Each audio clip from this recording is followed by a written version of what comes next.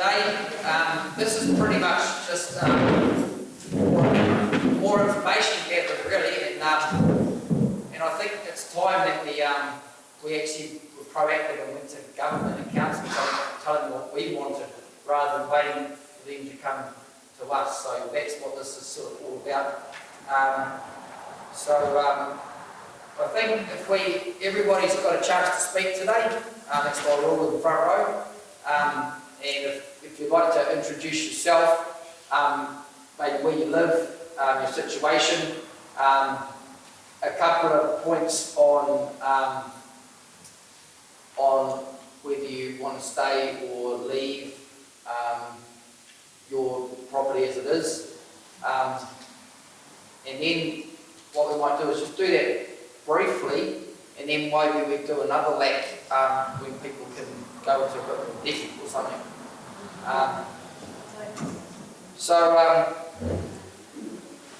Pretty much there's stuff starting to happen, but it's really, really slow, and we know that funding's been a problem. So we've been looking for funding as well for the community group. We can only really get funding now for the community, not for individuals. So we're going to do a little bit of time as well with people's ideas on what we can come up with to give the different authorities that have got money a reason to give us money. There's also there's another group that's meeting with the mayors tonight, and these guys are from Hawke, Hawke, and we met with them a week ago, and they want to, this task force that's been put together at the moment at government level. At the moment, I think it's going to have 4 to 6 people on it. I think 2 of them are going to be maybe government, 2 are local government, and 2 are iwi, but there's no positions on there for community as such. So we're demanding of them tonight that there's positions for 2 people from the community. So what we were envisaging happening with this group, and then Park tomorrow night, is coming up with what we want to funnel up into this task force so we get what we want. So those people, they've penciled some people in who know government officials and work in those circles, but they're part of the community, and one of the guys has been affected in Puketapu, and he's a lawyer. So what we're envisaging happening is we get funding from government to pump our cause, to get our cause at the level we want it at. So that's been happening in the background. So and then from this meeting too, we want to get some community representatives that everybody's happy with, that we can funnel into to maybe be part of that group as well. So the other thing is we've got Ben Furman here. He's been filming our meetings and putting it on Hawke's Bay app. So he's been interviewing people along with his partner, trying to keep everybody relevant and up to date, because the communication's the thing we're lacking the most.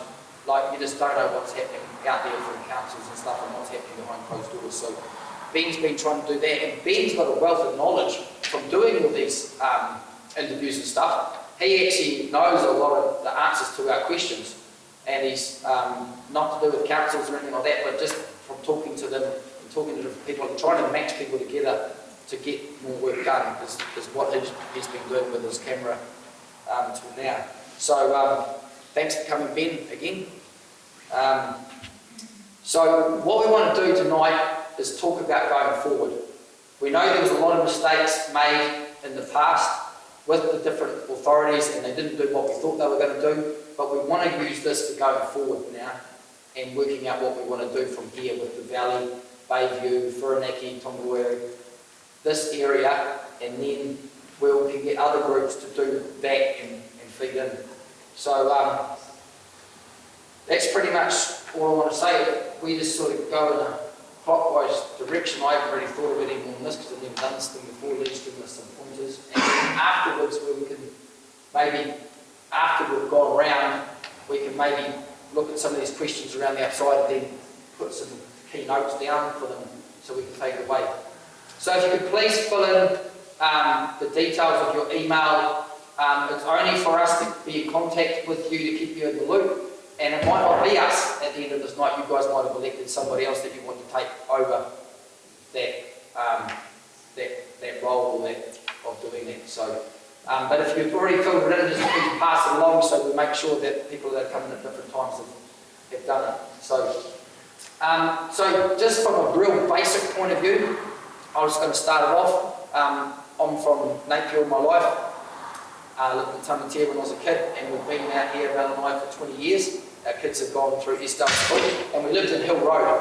And now we've shifted to Avery Road a couple of years ago, and two of the big things I see is we've been flooded on Seafield Road 7 times in the last year pretty much, where we've had to go through a ford to get out. So I see that part of the issue that we've got, small issue compared to Estelle, but part of the issue is that we need that drain through the hill that goes out to the estuary unblocked, and we need the estuary drenched. So when we do get rainwater, it runs away, and that drain system sorted out. The other thing is, when I came down on the morning of the flooding, I got as far as 36 Hill Road, and my old neighbour there was trying to get the water out of his house. It had flooded into his foyer and into his room out the back, and we had to get pumps and do bundling around his house because the water was coming out of the drains, the council drains, from this side, flowing into his house and then flowing out another drain, because right outside his house is the separation between the drains going to Seafield and the drains going to Estelle. So it was coming from Estelle, flowing through his house and out through. So we need like a communication valve in there or something. So there's two little things that I think I need to follow up with through this whole thing, for, like when they keep saying build back better. That's two little things. So should we just go around in a clockwise direction? Yeah. Cheers. My name's Mike. I live at 21 Polinsdale Drive. We're orange stickered, so we're lucky. I just want to know when we can start rebuilding. That's it. Mark Smith, I'm actually here on behalf of Todd Smith from Polinsdale Drive, just trying to find out how long this, before the decision's made on the rebuild of the red zone and so on. Because I understand there's quite a few people who, once the 6 months is gone, they've got no insurance payment for their rentals. So, I don't know how long it's going to take. I'm recently married on the environmental manager for Campac, so I don't live locally, but you obviously work locally. And we've also got Tony, our managing director. You don't know what's happening here? Yep, kia ora, Tony Clifford, Campac. I'm indeed, so you went and invited me us to come along as part of the community, understand some of the issues that are going on. You talk about equipment? Yeah, obviously, Campac, most people have seen the photographs, we've been just as sort of severely affected as a lot of the homeowners and residents and business owners in the valley, and so we're still working on it. We're still very much in recovery mode. Millions of dollars worth of damage to our construction plant, and it's going to take us months to recover. But yeah, we are starting to consider what we need to do for future resilience, and that's really important. I think everyone, one of the key things for us is we've got to be able to get reinsurance for our business, and so we've got to be able to demonstrate to insurance companies that we're doing something to reduce their risk. So we're starting to think about what we can do about future resilience on the Campac side, and that includes by way of the contact side and transport side as well. We're currently all of the 3 industrial sites are behind stopping that is overwhelmed. I'm Maggie Dragner, and I'm from 19 Cavern Drive. I live there with my partner, and my main 2 concerns are zoning and also the widening of the river mouth. And is it widening or is it being kept? It is all that gravel, you know, blocking that water getting out. I know it was a huge amount of water, but what can we do to reduce this sort of happening again on such a big scale? Kia ora everybody, you see me on TV. My name's Ralph, I'm Maggie's partner in our dog racing, sitting lovely at home. We're very fortunate that North Shore Road have supported us splendidly. We miss our Fuji-Kara drive neighbours, but this sort of event has brought us closer together, and you don't know how humbling that is, because it's not about our losing our houses, it's about we almost lost our lives. So we've had to mentally regain ourselves after the adrenaline rush is gone. Because you look at your homes and think, whoa, this happened. In 5 to 6 minutes, the flood just went up. And we had no plans. We had no warning. We sort of had a warning East Valley needed to evacuate the day before. However, getting reassured is one thing that the government needs to step up with, and Red Cross needs to step forward. They've got $18 million. A lot of those donations, the donators are really concerned because the money was supposed to go out distributed to everybody, instead of us going to insurers to get 20 grand for our accommodation. Now, that doesn't make logic to me, because psychologically, while I'm a mental health nurse anyway, that there are supports for mental health. I have to train up extra people for it. I don't get it. But anyway, cut a long story short, we're not wanting to move. We want to refit our house because it's gorgeous like us. And it's got a lovely garden. You're all welcome when it's all up and running again. I haven't got a tea kettle to boil again, but it's coming. That's what we want, to stay alive.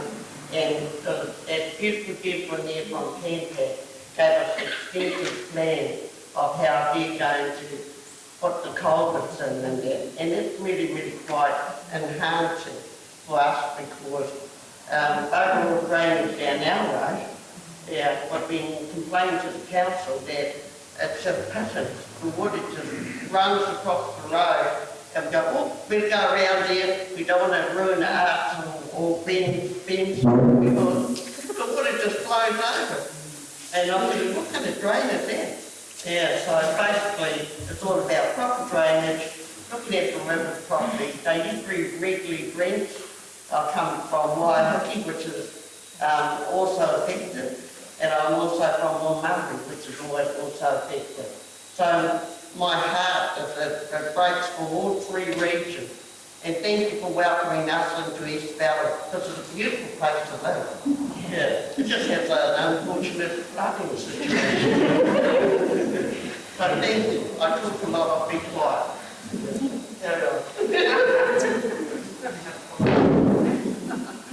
Hi, I'm Claire, and this is my son, Reed.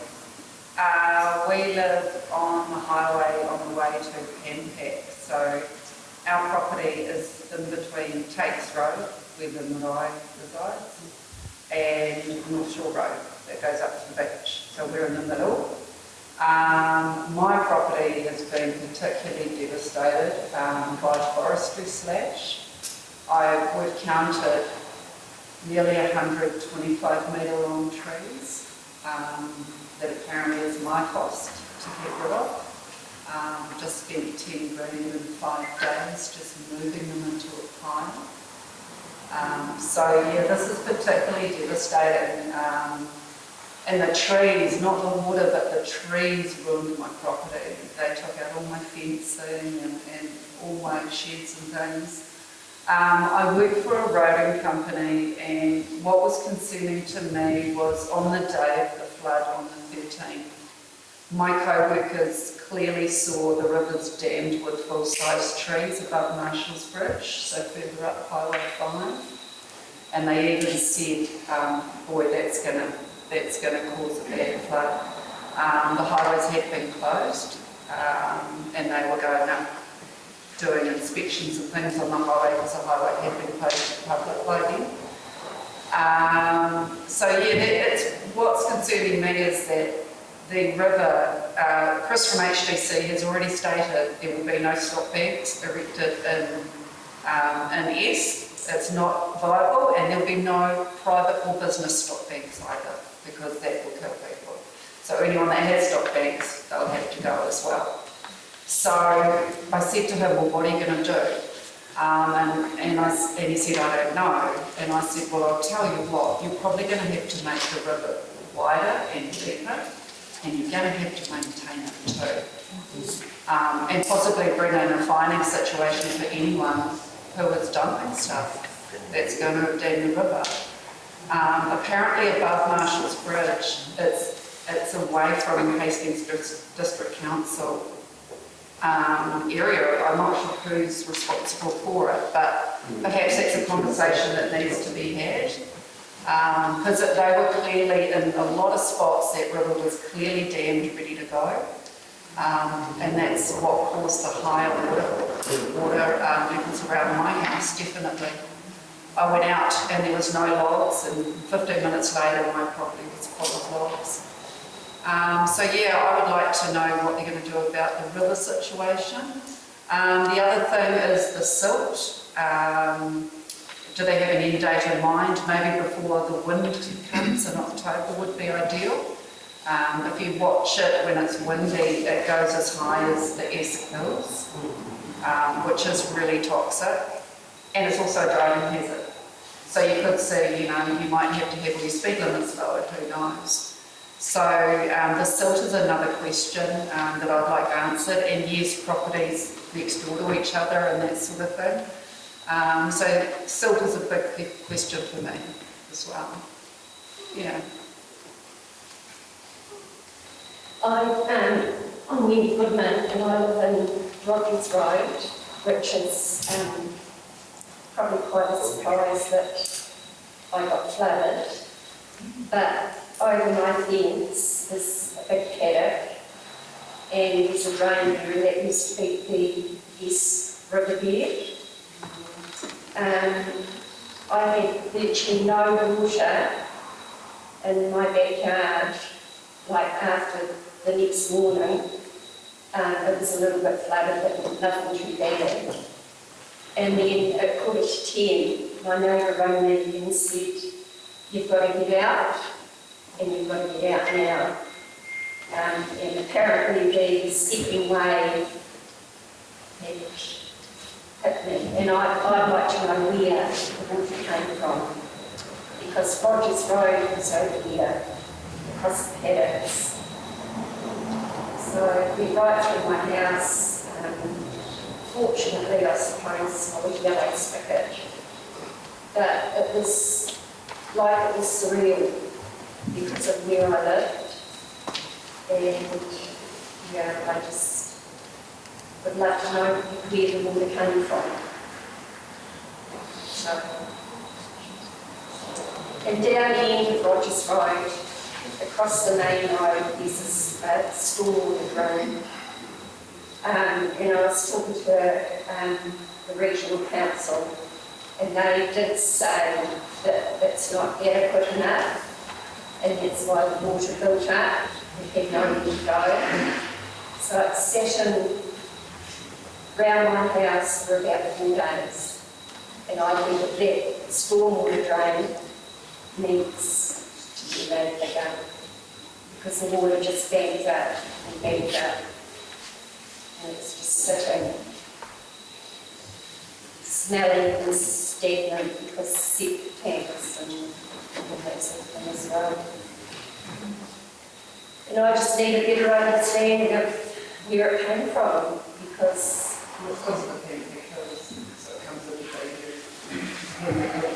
so it didn't come from the river. Rightio, can we can answer the questions maybe at the end, but we just want to be able to get everybody to say, and we can put the questions down on bits of paper at the end as well, so we make sure that people that are taking notes don't listen to people. Okay?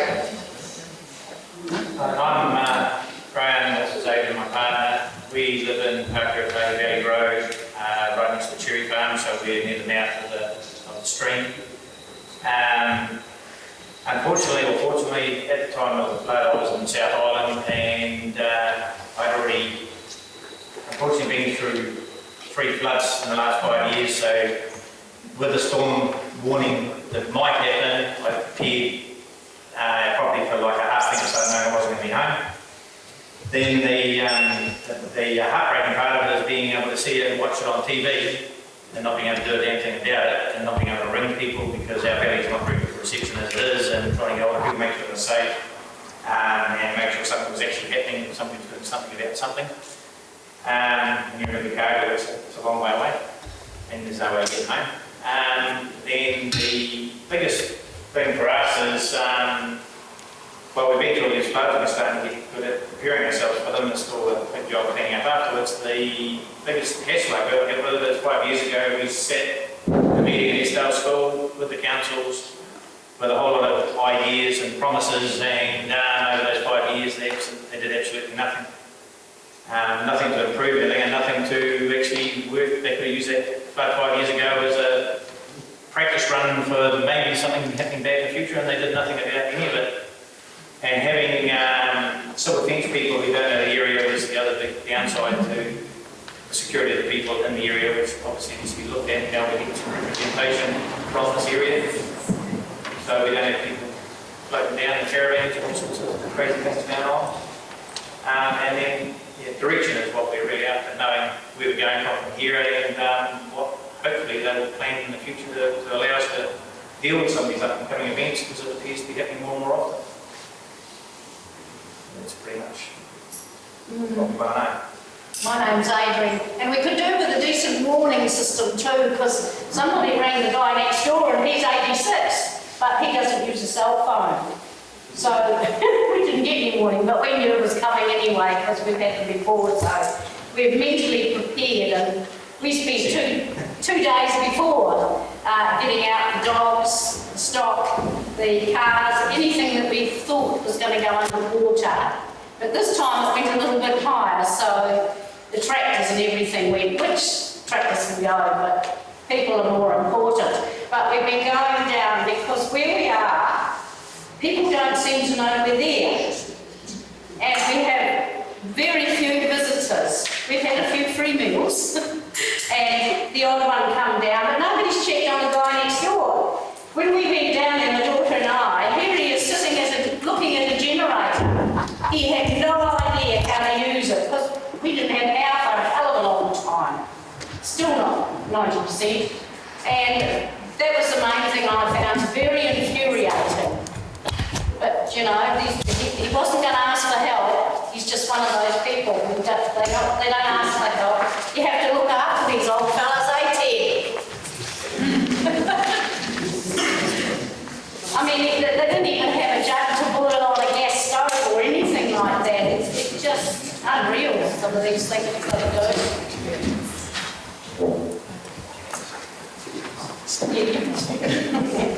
Sure, my name is Rosemary Anderson, and I live in Hill Road, 382, and where I live is an old family home, belonged to my great-grandparents, and it's the Gray family. We pretty much lost everything, and we still want to go back and rebuild, but we really need to understand about the zoning and if they're going to do anything about the river. So I really do hope that we can go back to the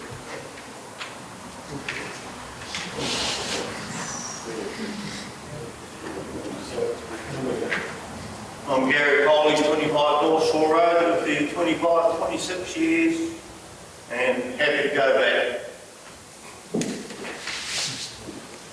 I'm Grant Williams. I live at 238 Estelle Drive, which is just opposite the end of Hill Road. I've been there all my life, which is 67 years. My grandparents came in 35.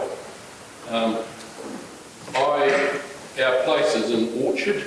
It's totally trashed. You name it, we've got it there. There's logs, there's silt, there's mess. It's been through our house, through our sheds. My desire is to rezone it and get out of there. Simple as that.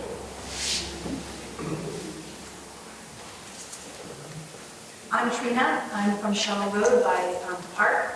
I am concerned with the ongoing, or going forward, what the impact of residential properties will be at Shell Road. So, are they sustainable? I'm also concerned about the amount of mud and silt. Is it going to cause respiratory problems if it's not completely cleared away, especially when the winds start? I am concerned about lack of communication from anybody in government. I mean, I believe you guys are hearing something, but it's a struggle for us to hear anything. We've had a few meetings on the phone with various people, and we did meet face-to-face with Stuart Nash. But I want to know what's going on, when decisions are going to be made, so that we can start moving in a direction. So my main concern is the sustainability of residential properties on Shaw Road and the health concern of all the mud and silt and where it will all go. My name's James Kidd. I live on the corner of Tates Road, State Highway 2. We're quite isolated with no shelter by trees or nothing. We were completely pinned by slash, couldn't get out of the house. No one can get to us. Like Claire will be spending her own money clearing the property. We haven't seen anything from the government. Why is the government cleaning up bike tracks and footpaths that we've been using the whole year? And, we're paying our own money. We want to leave. No one's coming to help us. My name is Jean. I live on State Highway 2 with Jones. I'm pretty keen to resign and also maybe get some kind of indications to where all the donation money has been going, like maybe like a breakdown for everyone here to see. Sorry, I'm Alex Cox. I live on State Highway 5, 285 State Highway 5. Our house wasn't affected because it was up partially on the hill, but the rest of our property, including our whole vineyard, is completely under silt and completely flooded out during the period. Questions that I have are, we all hear those rumours about 100-year flood. Well, this was a 100-year flood. I agree with the council, there's no point in putting in stock banks. However, we need to learn from this and have warning systems.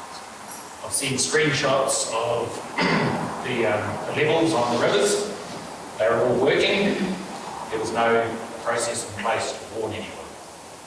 They were well above the levels of previous cyclones, etc. And the warnings came far too late. There was actually a process. We all got cell phone alerts, things like that.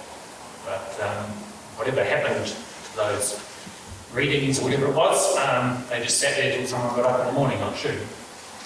So we all could have saved millions of dollars worth of equipment, probably lives, all sorts of that warning had got out earlier. I don't see any way we can safeguard the East Valley. When you look at the amount of water from my place, from bank to bank, whatever it was, 750 mils or something up the valley, there's no way they can contain that. So we either accept that that valley is going to flood, and hopefully it is only once every 100 years, but we need a process so that the people in the valley can be warned about it. If we decide people can't live in the valley, then every single river valley in New Zealand, I think, is a wonderful place for growing things, for regional activities, all sorts of stuff. So there's definitely a future for East Valley, but we need to decide what it is. So I love living in the East Valley, but I wouldn't live on the flats, that's for sure. My thoughts.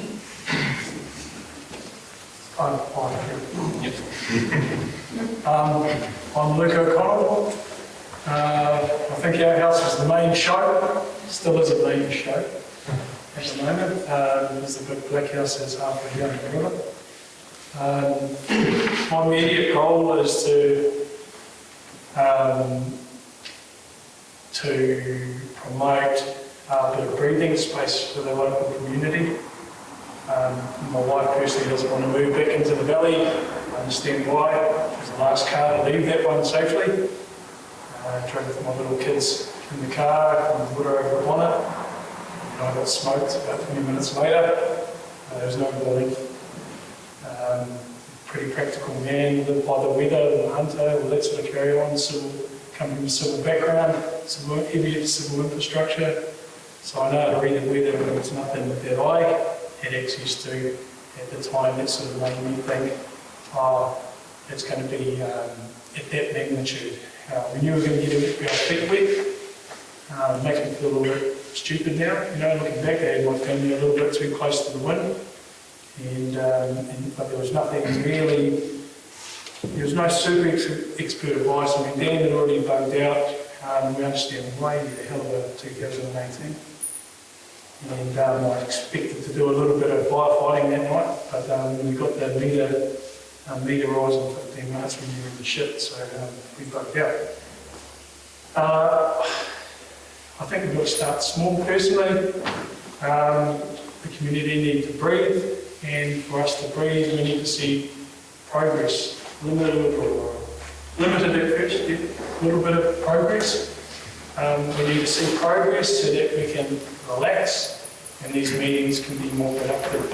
I think at the moment, the counselling's great, the guys that are getting funding for counselling, don't get me started about the word funding, but the counselling's all great, but every day we go back into the hurt, so all we do is we open the wound and leaving the mower blade spinning and keep cutting our fingers off, every day.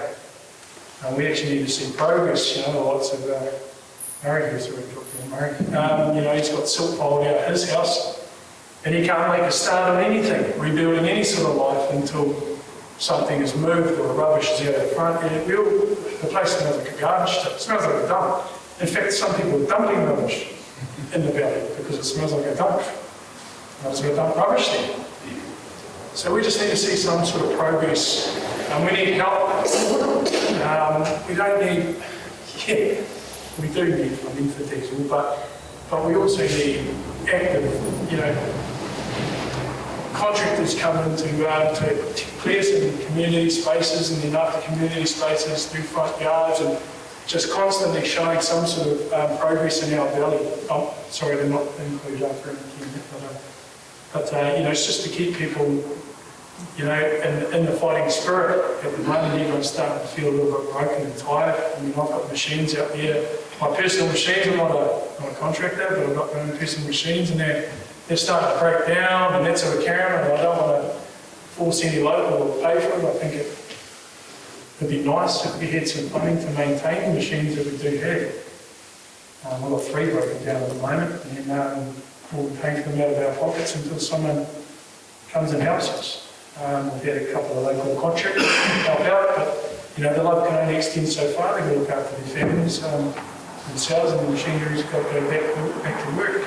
So initially, it'd be good to have the infrastructure discussion at some stage, but I think we've got to do the first thing first, and the first part of it is still early on. We haven't actually started cleaning up. We haven't started opening up spaces so we can actually clear our minds and think about what we want to do with our properties. We just need to create breathing space, and that's just my feeling at the moment. If we take too big a chunk off at the start and start talking about infrastructure and wanting things, I think that will come. It has to come, right? Otherwise, there's been some negligence there somewhere, and it has to come. But at the moment, I think we will just need to be able to buy a bit of time back, because that's what we are. We're time poor. And we just want to take a look at our areas and our sections, our land, and go, oh shit, okay, this is what we're going to do. But at the moment, we're just struggling to be able to see our land. Can't see our land. It's buried under 4 metres of silt. So I think if we just start small first, it would be a help. And I think if we're not setting goals at the end of these meetings and meeting them, 30-day, 60-day goals, 90-day goals, then these are a waste of time. All right, so it's great if someone turns up, oh, we've had these meetings about this, meetings about that. We want to see physical works, the meetings, the talk does not help us. The professionals come in and they talk to us, they help us for the 10 minutes that we're talking to them, and then after that it's just bullshit. Back to the herd. Okay, so set a bloody goal and then do it. And we want to see it want someone to put their bloody hand up, be brave enough to say, yeah, we're going to do this by this time, and then the next meeting live it, you know, and be accountable. And then yeah, we'll get behind you. But if you're not going to do that, then count me up for the next meeting. It's all right, I'm starting to go down the rabbit hole.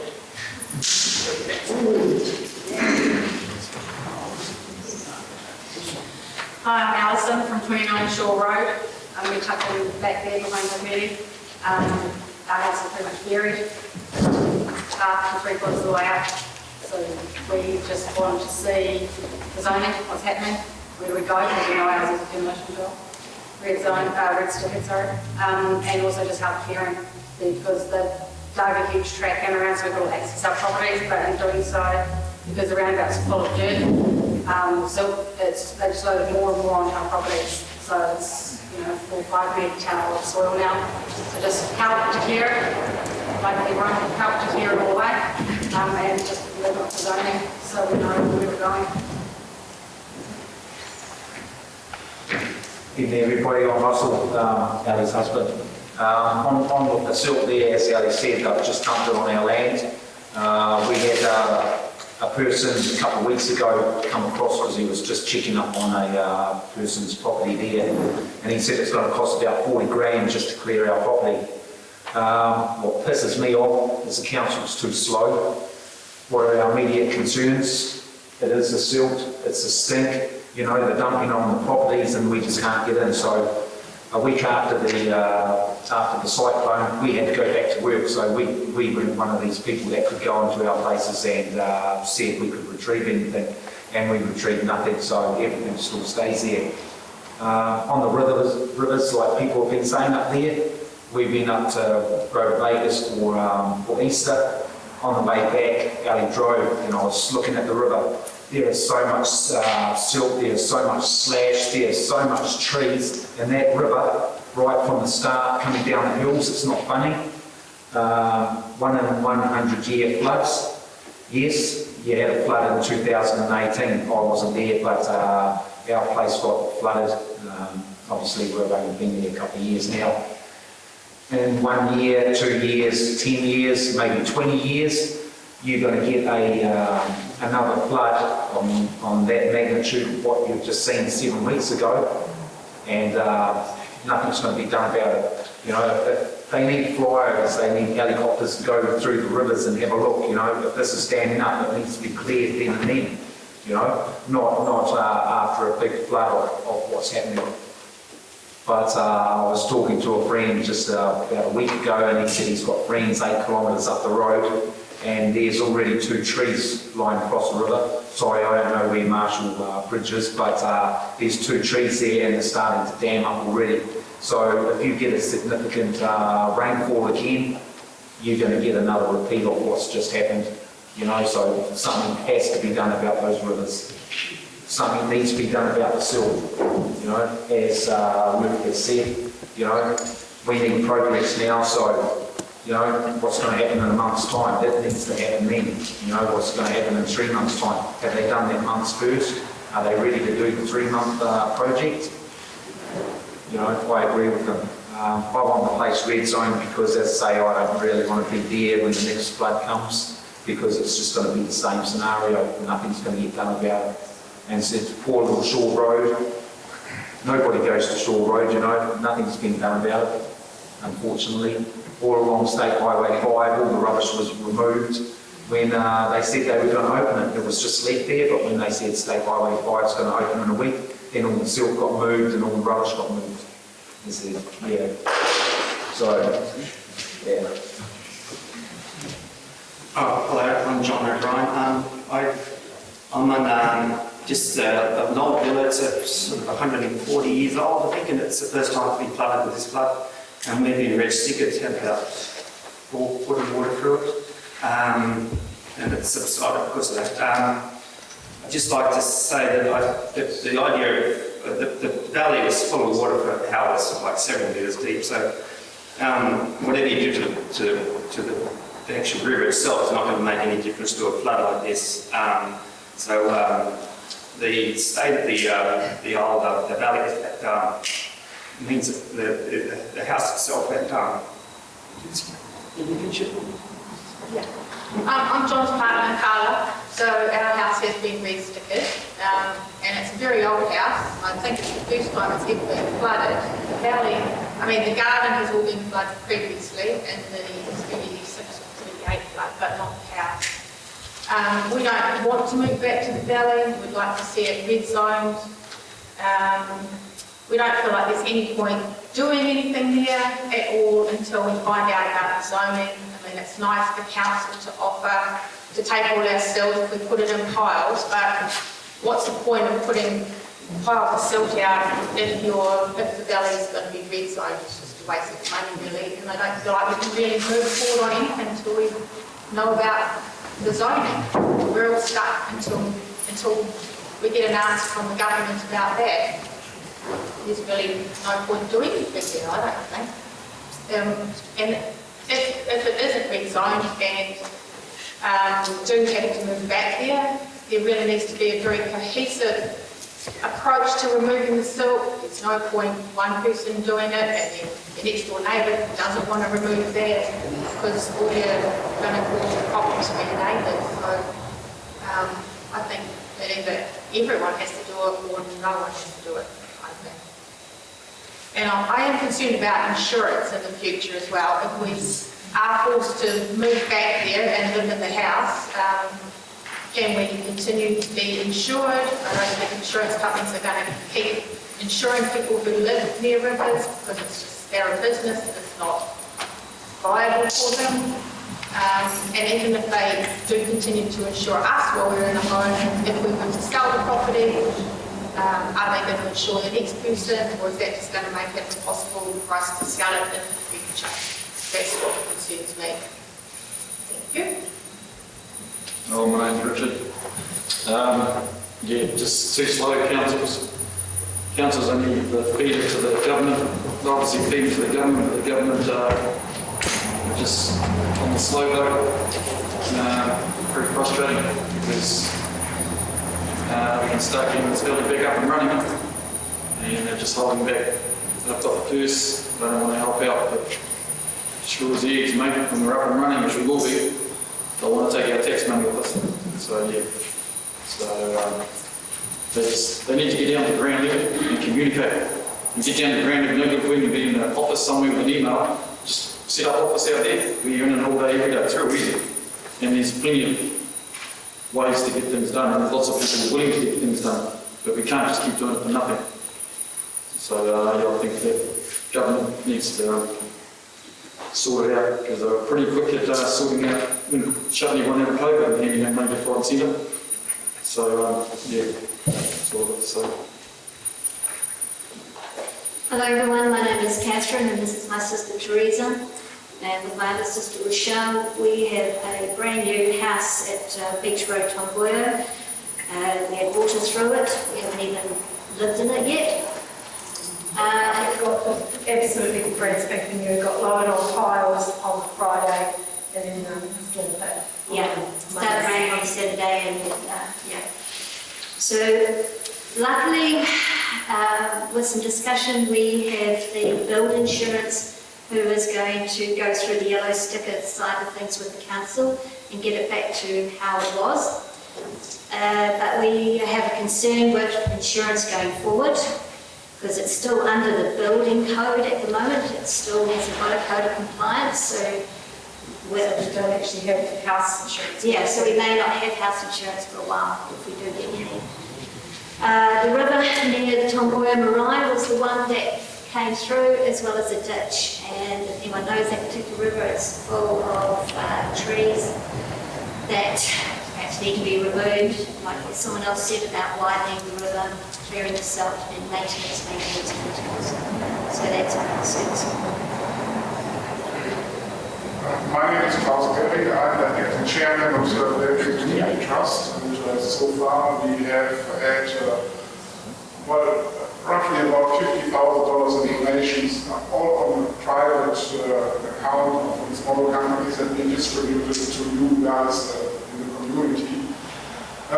For the future, so the team is Melanie, Jenny, Dana, who is not here, so we work across together. We have been here the first ones in the admin team right after the events.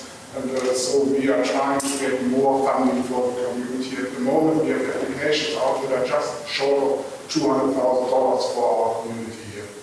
I can't guarantee that any of the money comes in, so it depends on the committees actually granting us or approving our grants, but we just try to help.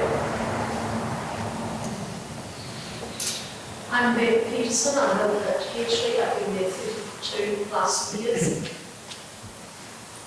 Our problem, most of it, is silt. Everybody's too bloody slow. There's no coordination. The councils are, I mustn't say that word, useless. And I don't know about you guys, but we're sick of it. As far as red zoning goes, I'm not going anywhere. I respect people's views if they want red zoning. I understand that and I sympathise. If we're going to red zone yes, then they've got problems coming because it's now called managed retreat. But if we do this, then we're going to have to look at a much wider area. They're going to have to do Taradale. That's the second time Taradale's been flooded in recent years. They'll have to look at managed retreat on the CBD of Napier. But there are only trenches out there. You know, we've got to look at the wider picture, not just east. And then there's Joel Road, Havelock North. I can just see that being red zoned, but not. I'm not against red zone per se, but it's a wider picture that we've got to consider. That's all I've got to say. My name is Sandra. I am part of the Sound community and part of the land team. So I'm here representing a number of residents who didn't want to come. My colleague said that just over meetings, over not having answers. Also, obviously representing Greg Miller and my own team. 2 ex-councillors on the ground. It is getting really frustrating for most of the residents right now because there aren't no answers. So from a mental health perspective, you all need to look after yourselves. And there is help available. Right, I'm Simon. I'm Upper White. I'm Sandra's husband. So we've got a very small holding. We've got a quarter of it with slips that we can't use. Big deal. We're only mongrel lifestyles. There's no funding for any of us mongrel lifestyles at all. Because the MPI, if you don't earn money from your farm, there's nothing. The big farmers, yep, admit their slips are way bigger. But percentage-wise, I've got a quarter of them a little block I can't use. So it's pretty much, my life sentence has now got a lot longer. Also been at the hub a lot and seen a lot of you guys around. And yeah, we do need to have answers as to what people can do going forward, because there's no point saying, oh, the river's this and the river's that, there's flooding here, it's flooded there. That's all behind us. You know, going forward, everyone needs to actually stop and go, hey, going forward is the only way to go. If you want to go back, you might as well leave and toll off up to the hill somewhere and hibernate, because going forward for the valley is the only way to go. The silt removal, all of that kind of stuff, it all has to be managed, it all has to be done, and it all has to be funded by someone. And at this point in time, I haven't got any money. I've got broken diggers, I broke Luke's bobcat the other day, so I've got no money at all. I can't even press my own machine with like this. So, you know, the money's got to come from someone. And there seems to be a lot of money that's been donated and everyone's going, oh yeah, we put this money into this and we've done this. And here's all this money. There's got to be accountability for that money somewhere. I haven't got anything. I don't know who else has. Anyone in the room got funding from some of these big organisations? I've seen it. So I see a lot of no shaking their heads going, no, we haven't seen any either. So that's all I've got to say. Ian, the chair, we have three SL land. The house was fine, just a bit of silt below, but I suppose we're even because a few meters below that, in every direction, our neighbours, either the house is devastated or completely gone. And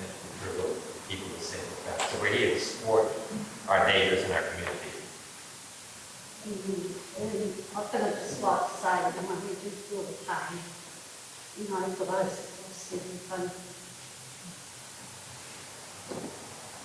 I'm Trish Sidonius, and I live next door to these lovely people here. On Estelle Lane, we're number 1. And we were fortunate, our house was above the level of the flood. However, we had a business, a small winery, down below, and both the big winery buildings were silted out. Everything inside them was rendered, kaput, gone. All the machinery. We were in transition anyway because we're both pretty old, and my husband had leased out what was a vineyard. We'd removed all the vines, taken all the wire, all the posts, and it was the greenest paddock in Escale, and it looked beautiful, but not anymore. It's full of silt now. And when we applied to NPI, of course, we're pensioners, and that's what we live on. And so we didn't get anything either, like you, because we no longer are making that work for us, because we just have to be in transition. So we've been told by them, oh, just pay for everything, just get it all cleared, and we will refund you. Well, I mean, come on. We don't have that sort of money. We don't have a tractor anymore even. We don't have anything. We've got a car, but this is only a certain amount of salt can be put in that. Oh, a wheelbarrow. I thought about that. Not for long. Anyway, that's me. That's where I'm at. I'm Betty Paula. We also live above all these people who have lost their houses and been on their roofs and tragic circumstances. They went to bed at 10 o'clock, quite happy where the report was and watching the rain, and by 2 o'clock they were on their roofs, so that was a very short time frame. And the water in 2018 rose 5 metres, which was up in the trees in East Del Park, and this time it rose at least 9 point something, and the radio reported in the morning that it was 600, the East River was 600 metres wide. It's a phenomenal amount of water, and no amount of insurance could save you or replace what you lost with that. We're the same. We have a truck in our drive, and the cattle stop was being used next door in unison to cover up their septic tank, and stuff has gone, just disappeared out to sea. It's just gone. Nothing left there. So, I would like to see the council make more, take into account risk management when they're allowing people to build their houses in areas. But I've lived there 40 years and over here 70, and probably flooded a few times, but it's always been okay to come back. 1938, we had posts around our property, and all over the river where I walk, there's buried posts all up that river, and there's half a metre of silt that they had to have taken away in 1938. So that's why they last. A lot of people get complacent and start to forget and feel safe again, and then that sort of big amount comes through again. Good luck to everybody in all of this. I'm Miss Hartley. I live next door to these lovely people, literally here. On 121 East Hill Drive, and I would say I'm stuck in the hill. But it's really devastating looking down below at our neighbours and what they had to go through. It's just, as I say, it's a river and all the silt and stuff. Nobody seems to know because they say what's going on, so it needs to be all, I don't know, fixed up.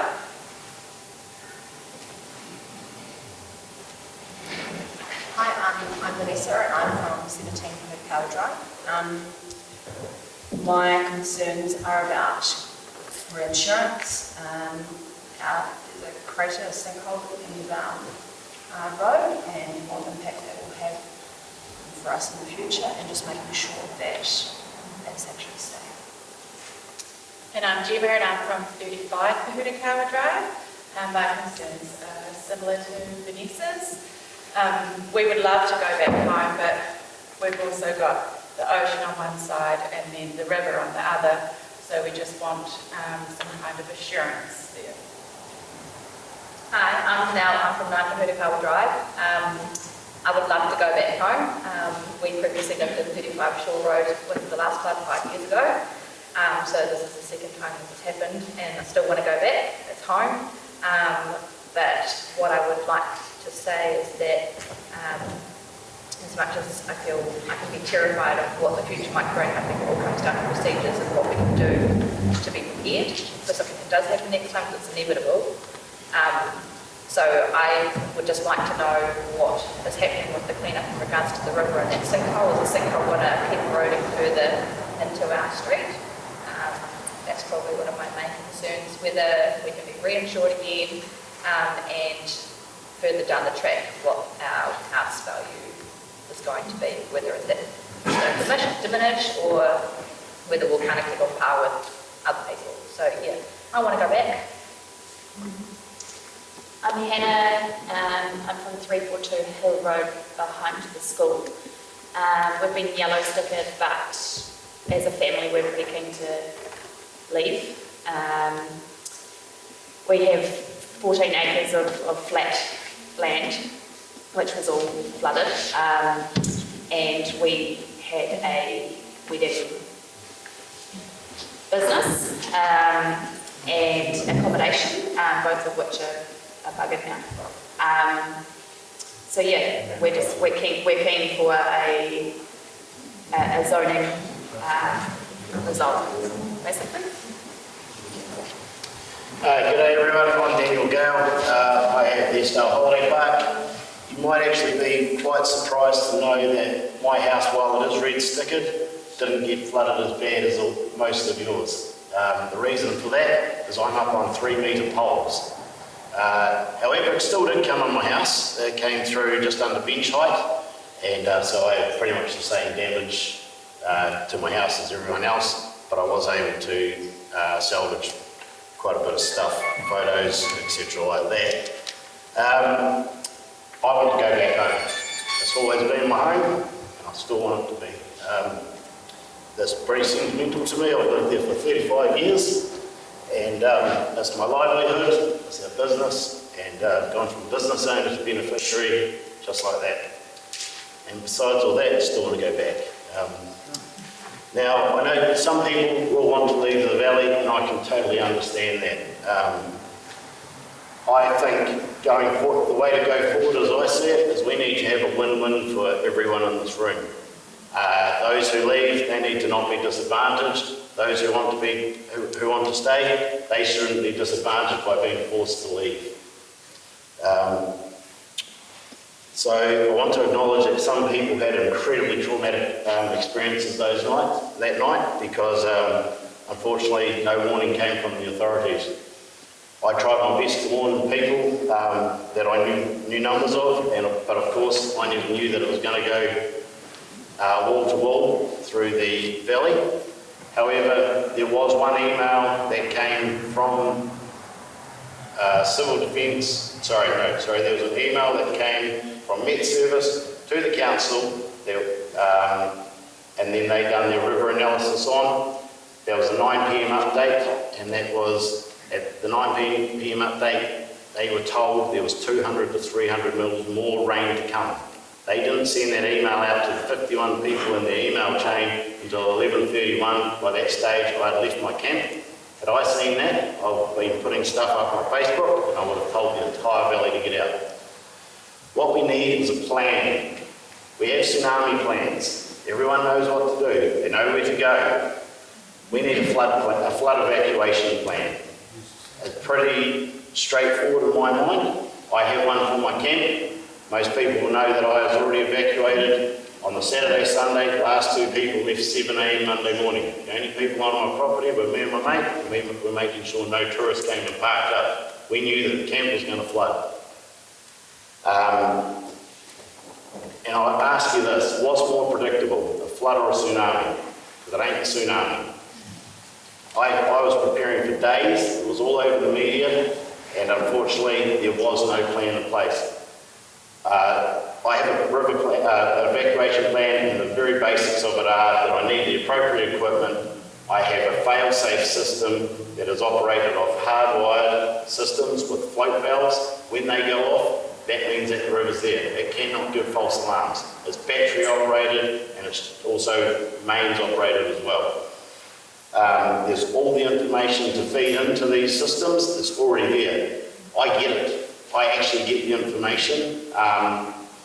And the council and civil defence do too. The problem was there was no plan for somebody to push that button and tell everyone to get out. So my river alarm goes off at 2 levels, and that's based on the height of the land to the river. And so basically stage 1 goes off, I go around and tell everyone, you've got to get ready to leave.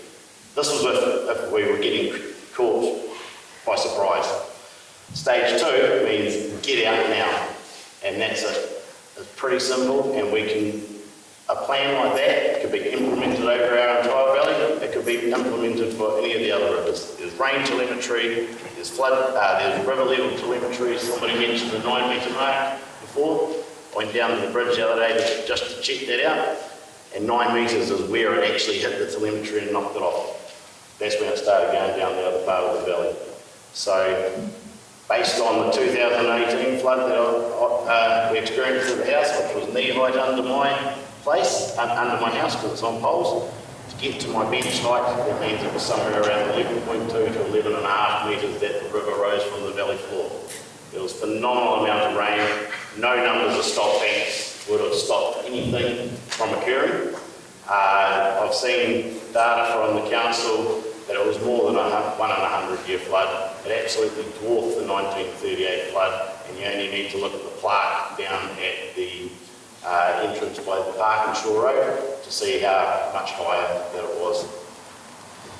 So yeah, insurance, of course, if we can't get insured, we can't live here, because who's going to pump several $100,000 into a house to have it perhaps burn down, not even have a flood? Yeah. Can you mitigate risks to your personal property? You can't. So yes, you can to a certain extent if you can get stuff out within morning times. You know, like I said, we were out for hours. You could do some mitigation, floodproof safes, etc. All my documents were in a floodproof safe. I was lucky to get them back. Cloud storage for your photos. Appropriate insurance levels. I know a lot of people got caught out, ourselves included. And yeah, can we stop it flooding? Never. We can never stop an event like that. Can we accept the risk and live there and mitigate it by having plans so that people can live there safely without loss of life? In my opinion, we can. And but I want to see a win-win for those who want to stay and those who want to leave. Thank you. I'm Leonie Gale. I've been in the valley for 35 years. We have houses on State Highway 5 and a Mill Road, and we also own the Estelle fuel stop and truck shed. We need the zoning to be sorted out so that our insurance companies can make decisions on rebuilding or paying out. I don't want to be red zoned personally and lose our business and our houses. I want to be able to stay there. I want to have the choice. And I think people who do want to leave should also have the choice. We need the council to get its act together and use the monitoring technology they've got, and to give the appropriate warnings to the residents, which did not happen this time, and that goes for civil defence as well. Jude. Hi, I'm Mel Gale. I live at 356 State Highway 5, which is the property in behind the house with the old dairy out the front. And we would like to rebuild. Our concerns are insurability of our property now. We're willing to take steps to try to mitigate the risks. We'd like to build a house up on poles. Where we sit in the valley is a high point in the valley, so much the same as Dan, our house isn't high off the ground, but we only had water up to our bench heights. And yeah, I'm 100% a supporter of a win-win as well. I think that a voluntary buyback or something would be amazing for those who want to leave, and I respect that, but I would also like the option to stay because that's my family property, and we as a family have a deep connection to Estelle, and we're very lucky to live in such a tight-knit family. I moved and my sister-in-law moved all the way from Australia to be a part of this community, and we don't want to leave. Thank you. Yeah, hi, I'm Kerry. I live at 11 Hotel Drive. There's only basically one option. If you think about it, we all want to win. That's it. All we want is the choice to do what we want to do, and not from the council. Fuck off, council. We want it from the government, because they will give us the choice. What is the council doing for you guys right now? Jack. What did they said it's got to do 5 years ago for you? What did it do? Jack. Fuck the council. We want it from the government. And we all want the choice to do what we want to do. That's it. Real fucking simple. What happened, happened. Move on, like that gentleman said down there. We want to be able to move on, we need that choice. And we all want to be able to have the choice we want. And only the government can do it. So all this other blah, blah, blah does not matter right now until you get told what you can do. That's all you guys want. Go for the main point. You want the choice. That's it. You want the choice. All the rest is behind that one question. Until you get that choice, nothing else matters. That's what we want, the choice. Hi, my name's Irene Cahill. I own property with my partner Kia Gunnar, a 2-hectare lifestyle block. We had a troppery, which after 18 years we finally got some production. We're optimists. However, we were always quite smug about the railway line, because in 2018 it got to the top of the railway line, and we were thinking about poor old Dan and sitting there thinking we're fine, until it breached underneath the railway line, because someone had put a stop bank that they probably shouldn't have on railway land. And it breached under there, and then within about 20 minutes, water was was lapping around my house, but of course we're on a mound and we were safe.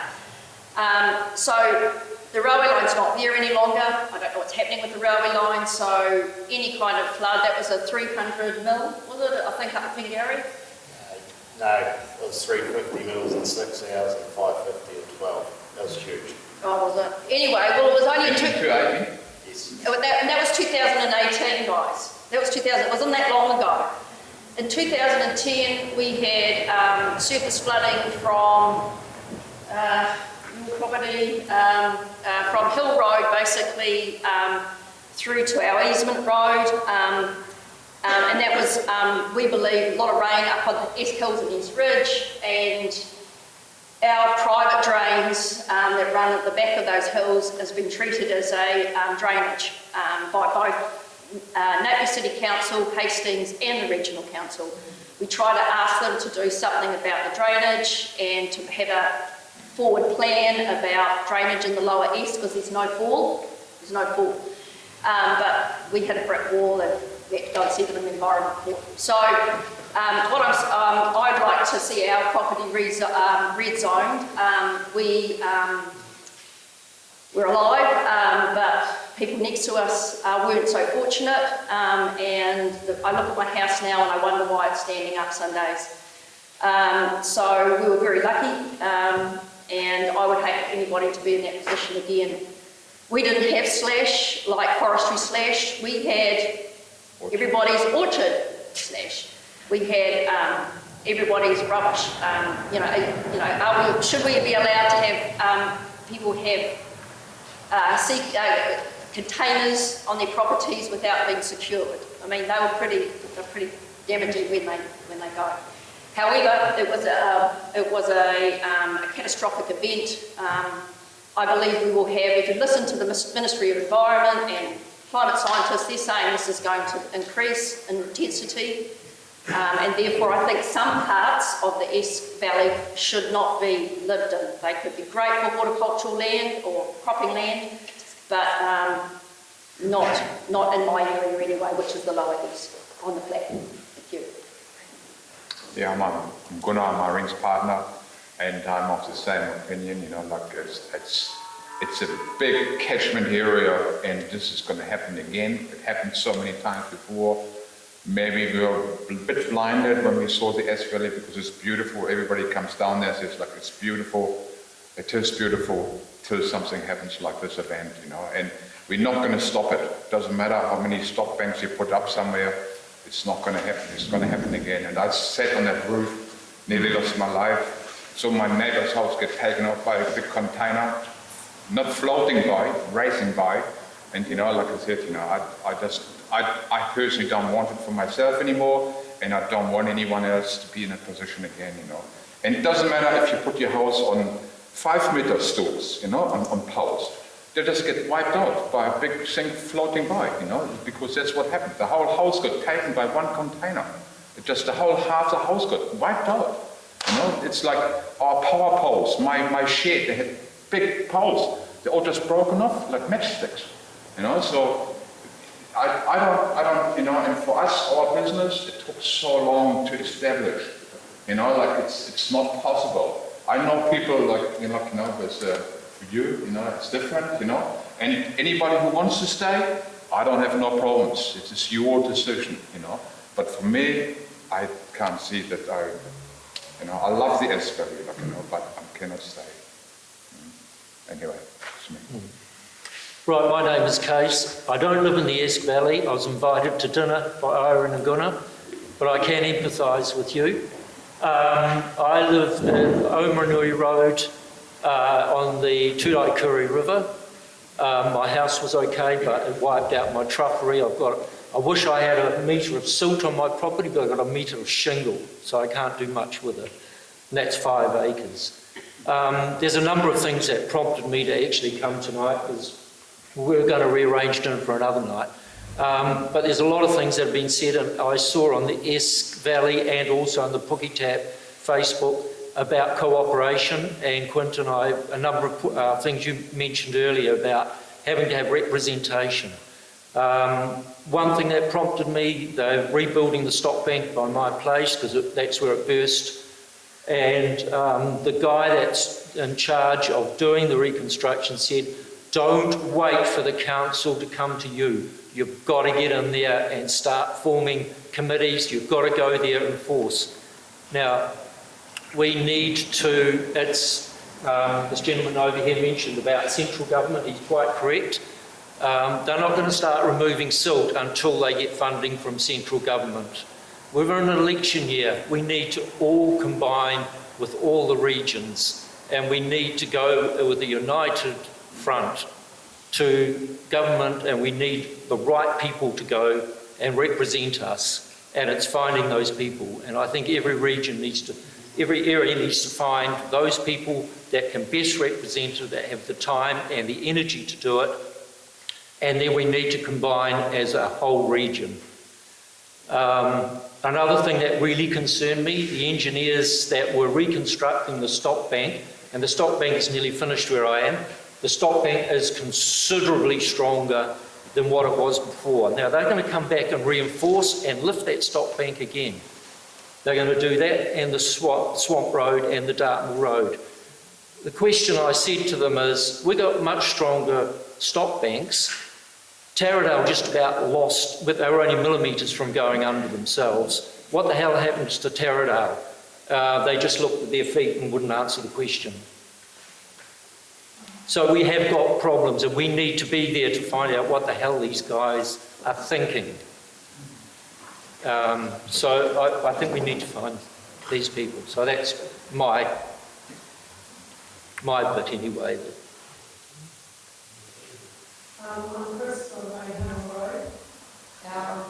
We got no warning at all, just like everybody else. A family member rang me at 6 o'clock in the morning, and that's what Warren does. We live in a 2-storey shed, so we were able to move upstairs, but our living area and everything got flooded. And we have had an assessor come out and look, and luckily we had family to help clean everything out. But the assessor told me that we were yellow stickered, but we never saw anyone. Who does the stickering? Where does that come from? Well, we saw nobody. Nobody came to our road that I know of from the councils, and yet that's what the insurance assessor has said, that we've been stickered. So I don't understand how the stickering process works, if he knows that but we don't. And we've been living in there because of the looting, etc. So we don't want to leave there. Also, the drains all around our property need cleaning out. We ended up having to break through a piece of road on the Langpool farm to allow the water to subside from our road. Otherwise, the other houses were going to go under. So we did that off our own bat. We did get permission to do it, but then got told that we weren't allowed to do it, and we had to refix it because the iwi didn't like it, which wasn't true. So yeah, there's a whole lot of things the same as everybody else. The drains need to be cleaned. They haven't been done apparently from a person that's been there longer than us. We've been there 16 years, he's been there 30. He said no one's cleaned the drains out along in front of him for 30 years. So, you know, that's a huge catchment area that if it was opened up would hold a lot more water before it would start flooding. And also if the culverts are cleaned or an adequate culvert is put in, then maybe the water could get away. So, anyway. Do you want someone to visit you about being stickered before I got? Well, someone might want to be stickered. I don't know, what does it mean? What does stickering mean? Is it good to get stickered or not? Or not have That's the thing, I don't want to. If you want to stay there, maybe not. Yeah, to get yellow stickered, you know, you get a limited time. 7 to 7. Yeah, well, we're not leaving, so. So and we've been living. I won't say anything. No, we've been living all there all the way through. Yeah. Still breathing, you know. Yeah. Anyway. Hi everyone, I'm Sylvia Chambers. So we were, I guess, one of the lucky ones. Our house didn't get flooded, but we're on Pukekohe Valley Road, so Tangoe way. Our neighbour there, so sympathise with him.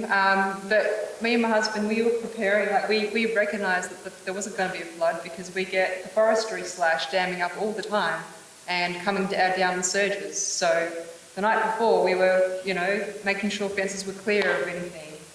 The drains were cleared, you know, getting all that done. But then at 1:30 in the morning, there we are removing off the fences to keep the water passing through. So, you know, stock don't die and the animals aren't getting swept away. So as much as we could prepare for it, it still is really disappointing to see that things like forestry slash are an issue 5 years later. The drains and culverts still aren't being regularly maintained or cleaned. It was only a week ago that our road could be passable. We still had water falling over the road because the culverts weren't cleaned. So, you know, although our house is fine, it's just the stuff that should be regular maintenance just seems to be sort of an afterthought. And yeah, I guess it's, you know, more needs to be done. And I think warning systems as well.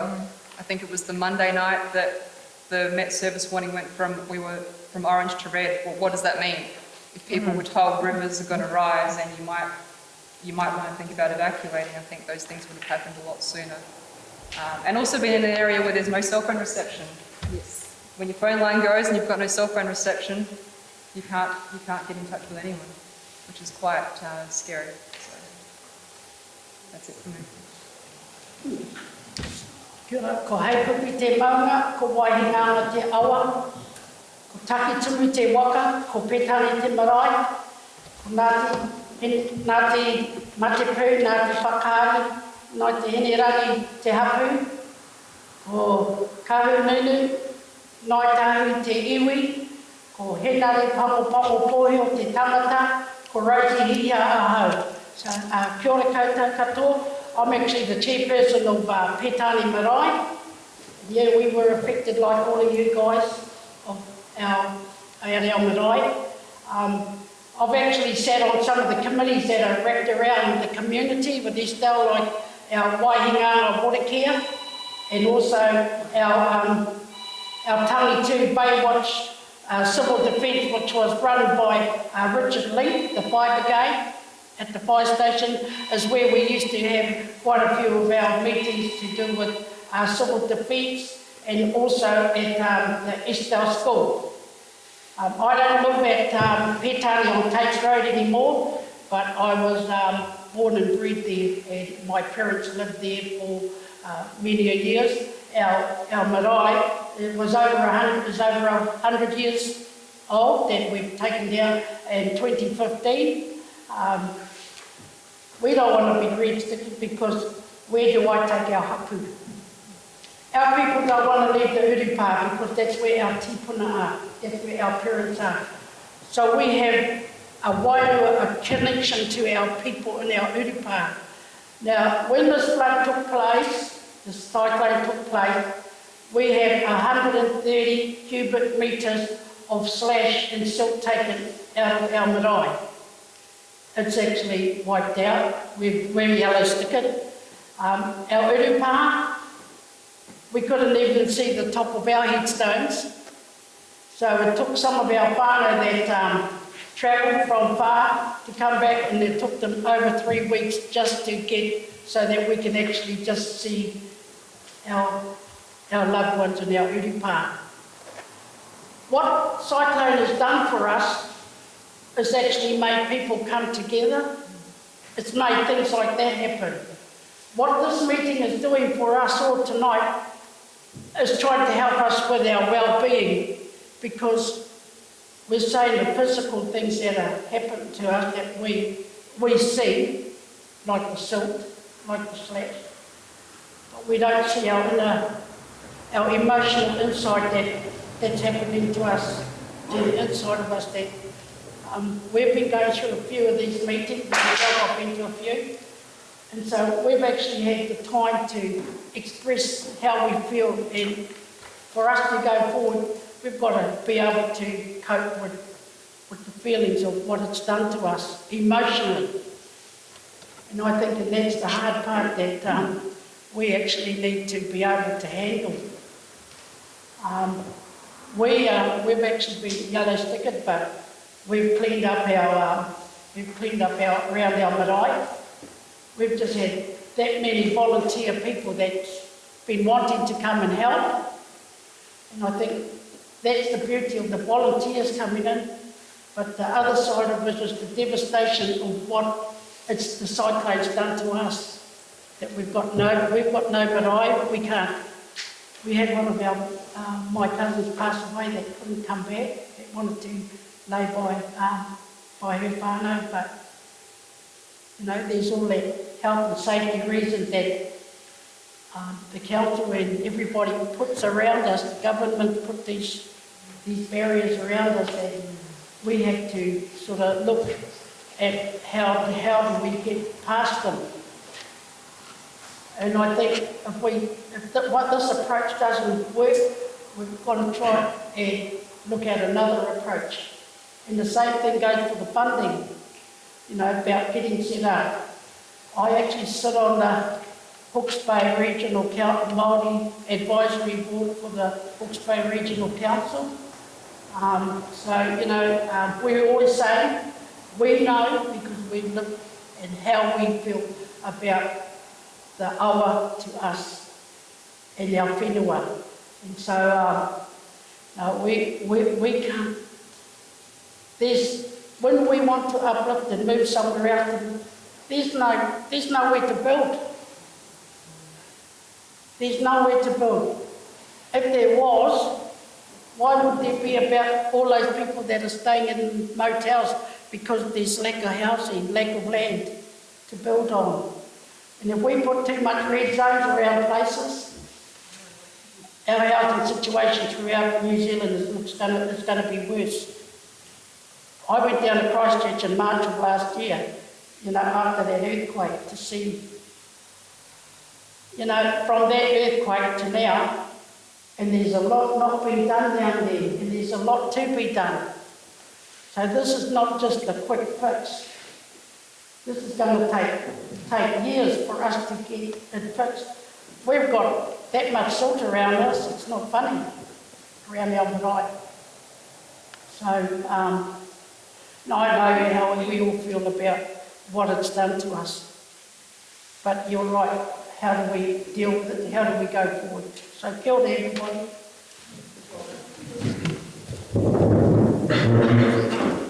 Kia ora, I'm Eddie Roberts, born and bred down Tates Road. I'm here tonight with my wife Trish and my father Ted. Dad's been working the land for the best part of 45 years.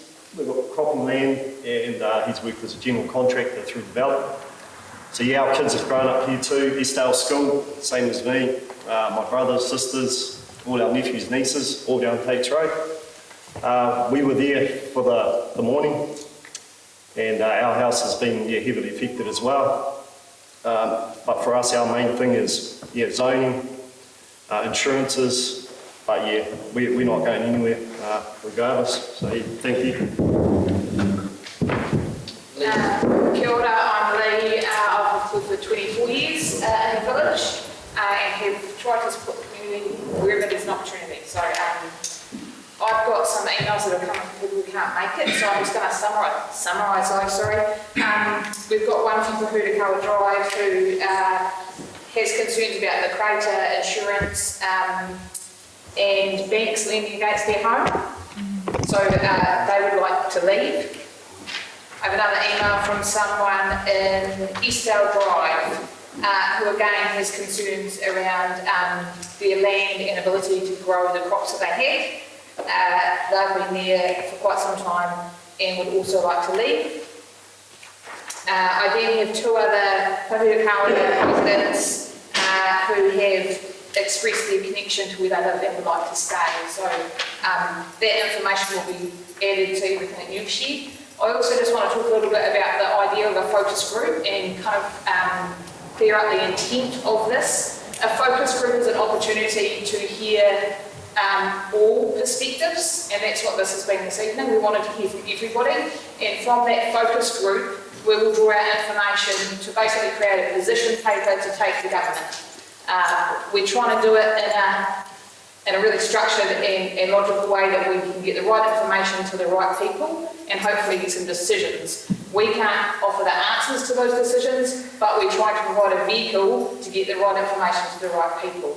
So what we do need you to do after this is to please contribute to the posters around the room, because by documenting your thoughts and thinking, we can then use that information to start populating a position paper to go to government. Does that kind of all make sense? Yeah, so please do make sure that you contribute to those at the end. Also what we want to do is ideally create working groups to really focus on some of these key points we've got around the room for the meeting on Saturday. So if you are highly interested in the zoning conversation, there's a piece of paper over there around zoning. Could you also write your name on there, please, so that on Saturday when you come, we can form a little subgroup, a working group, to really nut out what are the key points that we want to make about zoning to present to government. Does that all make sense so far? Not too gibberish.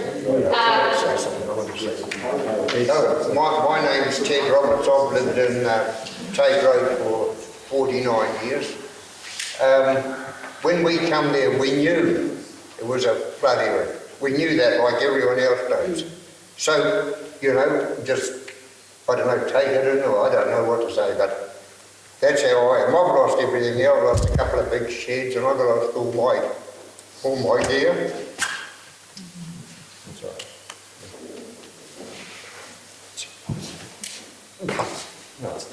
But you got to move on. I accept that. I mean, flood area, that's what it is. That's what it's, we're not going to change it no matter what. The mill, since the mill come, it's put a bit of a problem onto us too. It's, I watched the flood 2 years before Boulder, and the mills system affected our big shed down the back.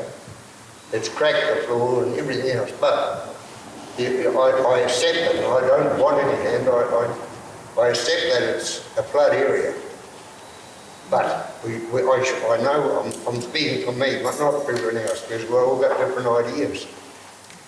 And I know full well that I'm a bit emotional here. But I'm strong enough to stay there. I don't care. I haven't got long to go. Thanks, team. So what I got from what we've just said now is pretty much I was envisaging us having an opinion to take to government.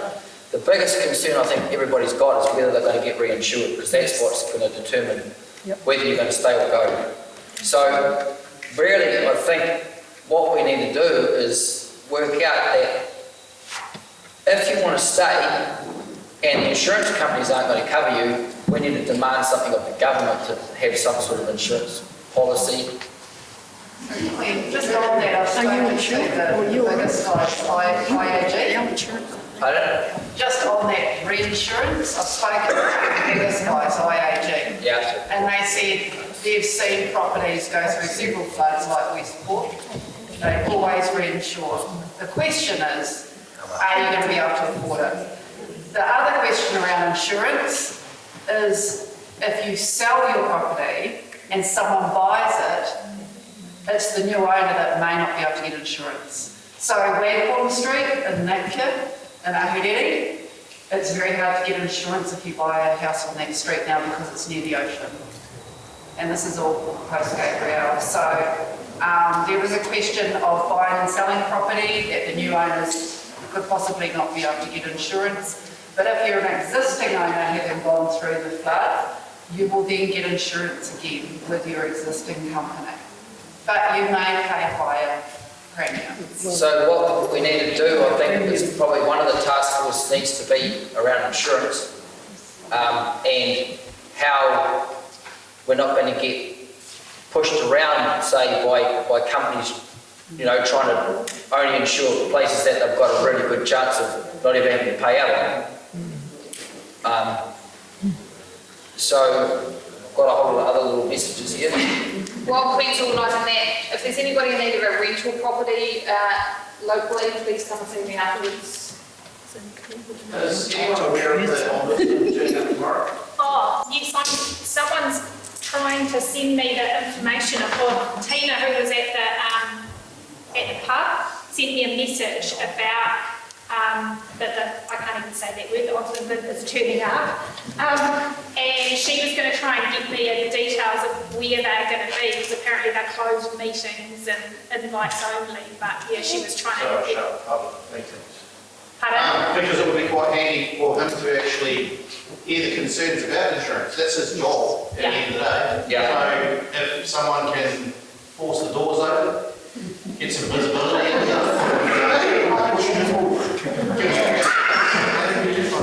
Okay, so we'll try and get some more information on him tomorrow. Is there someone that wants to be a spokesperson for insurance that's here now? Someone want to? Okay. Well, we'll see what we can do then.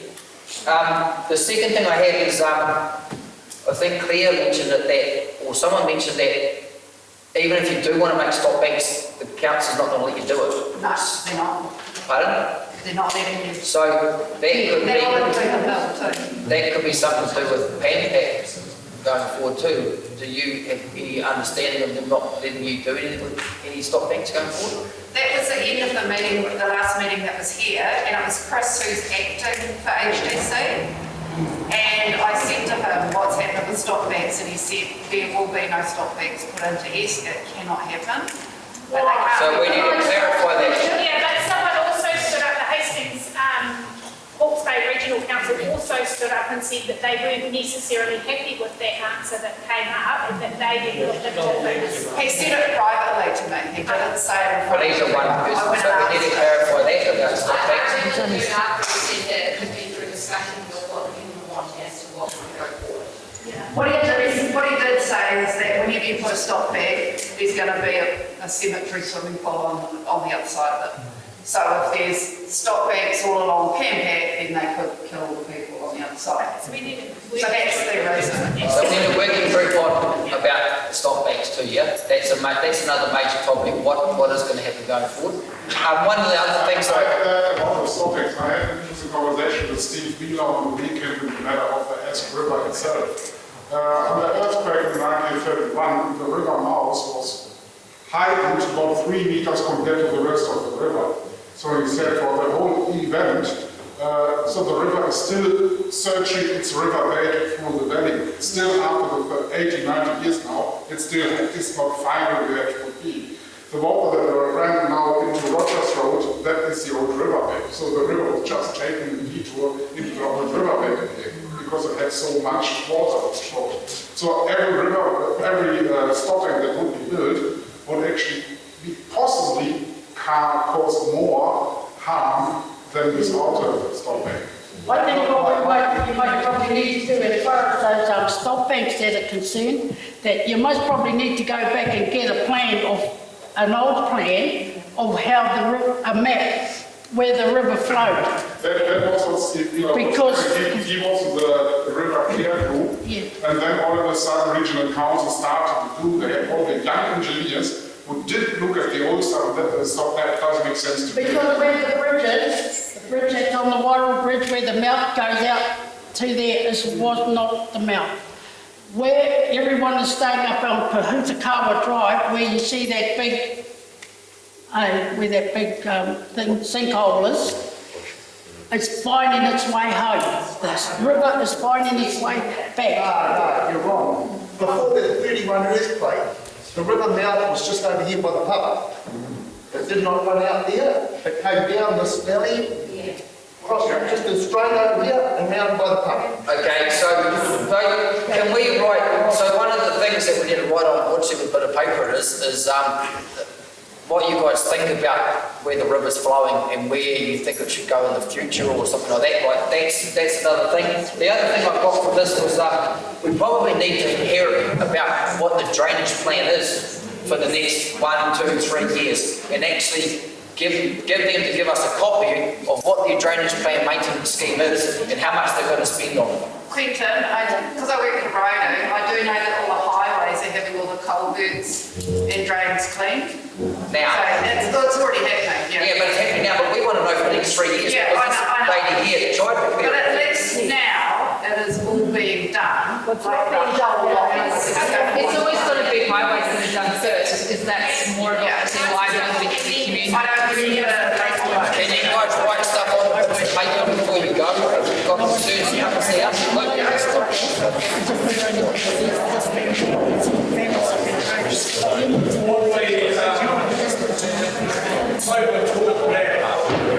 Should we just not structure a focus group? Yeah, people want to, we're trying to do our best to try and help. So if people want to, if people don't want us to do that, that's okay as well. But I think that's what we need as a community focus group to answer some of these questions. And we've got another meeting on Saturday at 4 o'clock for you don't have to all come, but the people that do want to do something and bring the information from maybe 3 of their friends, come and try and work out what we do so we can get some actions in place and put some deadlines on it.